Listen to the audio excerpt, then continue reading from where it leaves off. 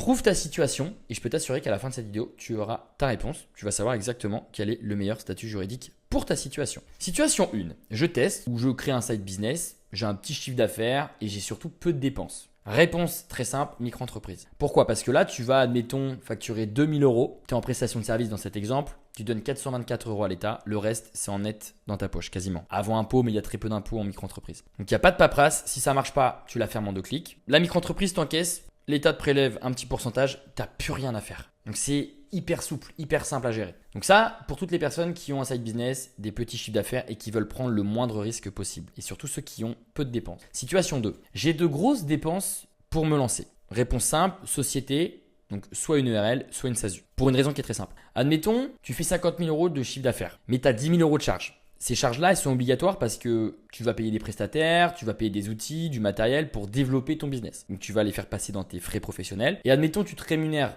20 000 euros, eh bien, tu vas payer seulement 20 000 euros vont être imposables. Si tu es en micro-entreprise, tu vas payer des cotisations sociales, une fois de plus, sur les 50 000 euros de chiffre d'affaires et pas sur les 20 000 euros imposables comme en société. Situation 3. J'ai le chômage et je veux le garder à 100%. Réponse simple, SASU. Pourquoi? Parce qu'en SASU, tu peux toucher ton ARE chaque mois, donc ton chômage. Par contre, il faut que tu te verses 0 euros de salaire ni de dividende. Comme ça, tu vas payer 0 euros de charges sociales et tu vas pouvoir toucher ton ARE à 100%.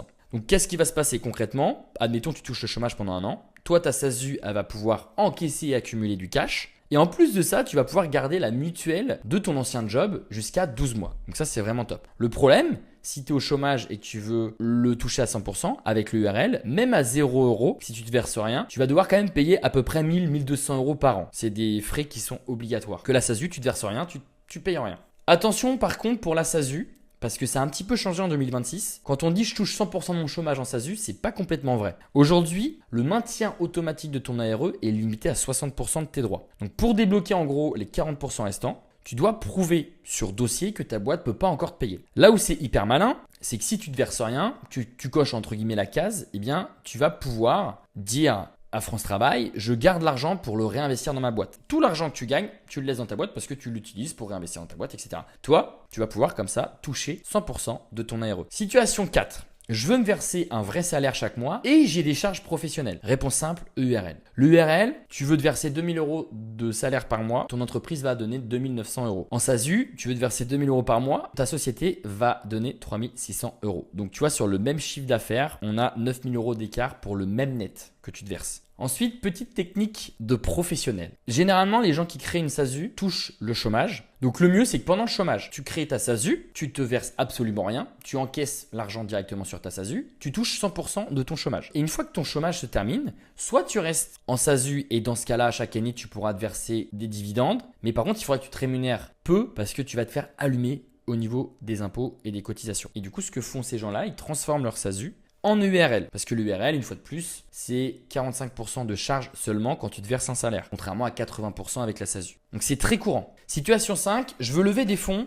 ou prendre des associés. La réponse très simple, SASU. Quand tu veux avoir des investisseurs, des associés, etc., le plus simple, c'est la SASU parce que tu as une liberté qui est quasi totale. Et c'est hyper facile d'intégrer des investisseurs, comme je te le disais tout à l'heure. L'URL, c'est beaucoup plus rigide, c'est encadré par la loi, c'est beaucoup plus lourd à modifier, etc. Donc si tu penses avoir besoin d'une levée de fonds, etc., très clairement, il te faut une SASU dès le départ. Et même ça rassure les investisseurs. Situation 6, je compte me verser 10 000 euros de dividendes. Là, accroche-toi bien parce que c'est un peu plus complexe à comprendre. Mais là où c'est hyper intéressant, la SASU, c'est au niveau des dividendes. Les dividendes, part du principe qu'en SASU, tu peux te verser n'importe quel dividende. Là, j'ai mis 10 000, mais tu peux très bien te verser 10 000 euros de dividendes en partant du principe que les dividendes que tu vas te verser, c'est uniquement sur le bénéfice de ta société. Donc à la fin de l'année, on regarde combien de bénéfices il reste après toutes tes charges, etc.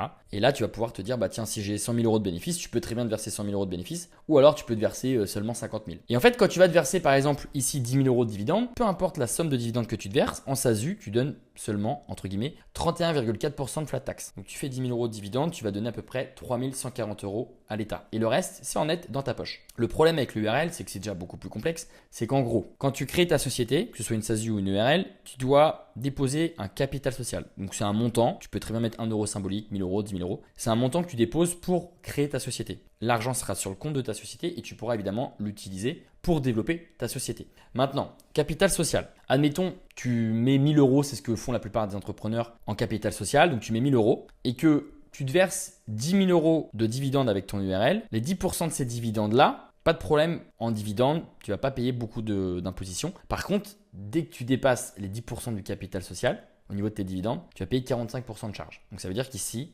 10% de 1 000 € de capital, il y a 100 €. Donc tu fais 10 000 € de dividendes moins les 100 €. En gros, tu vas avoir 9 900 € matraqués à 45%. Donc tu vas te faire allumer au niveau des dividendes. Donc salaire mensuel, juste un salaire, c'est très bien une URL.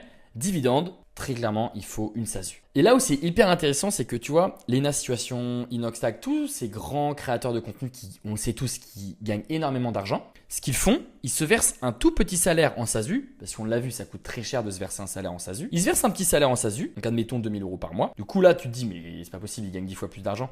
Eh bien oui, sauf qu'en fait, ils vont se verser chaque année énormément de dividendes. Donc tu peux très bien te verser 2 000 € par mois de salaire avec ta SASU, et de verser 1 million d'euros de dividendes si tu le veux. Et c'est ça la stratégie à utiliser quand tu as une SASU, c'est vraiment te verser un petit salaire et te verser de grosses dividendes en fonction du bénéfice de ta société. Petit récap, fais bien une capture d'écran. On va le revoir ensemble. Tu testes, petit chiffre d'affaires, peu de dépenses. Tu veux te mettre un premier pied dans l'entrepreneuriat, micro-entreprise. Tu as toujours mon lien en description avec le code Louis15 en majuscule pour bénéficier de 15% sur la micro-entreprise, mais aussi les sociétés. Si tu as des grosses dépenses pour te lancer, société. Après, à voir, à creuser un petit peu en détail si tu as le chômage, la stratégie de rémunération que tu veux, etc.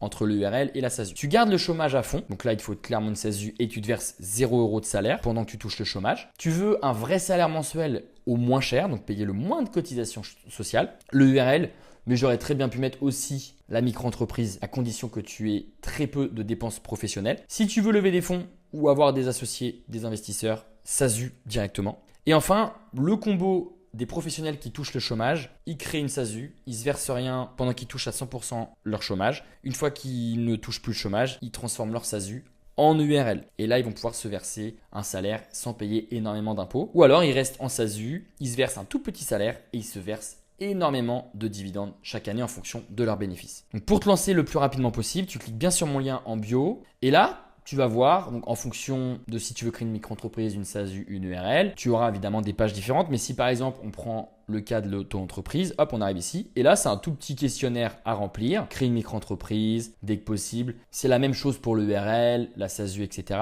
Évidemment, à la fin, au moment de payer, il faut bien que tu ajoutes Louis XV en majuscule. Et ça te permet de bénéficier de 15% de réduction.